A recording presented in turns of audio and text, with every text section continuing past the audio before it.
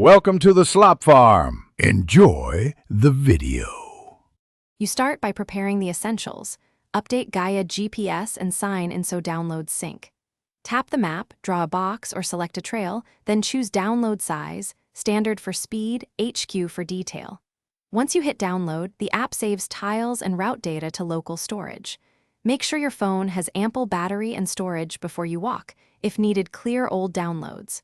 Once done, enable offline mode in settings so the app prefers local tiles instead of trying to fetch data. Now you plan routes and include the right layers.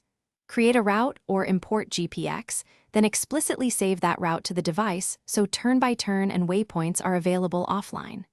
Add topo and satellite layers, plus public land or fire layers if relevant. They are saved with the tiles. Check the download extents cover the entire route and buffer around it so you don't lose tiles when detouring. Once complete, run a quick preview of the offline route to verify elevation and waypoint names show correctly. In the field, enable device GPS and switch Gaia to offline mode. This forces the app to use stored tiles and reduces battery drain. Use the compass and trackback features to follow saved routes.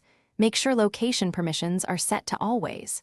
If a map area appears blank, try reopening downloads and re-downloading the affected tiles at a lower resolution, or enlarge the download box to include surrounding tiles. If routes vanish, import your GPX backup or resync your account downloads when you have signal. Thanks for watching. Consider subscribing if we helped you today.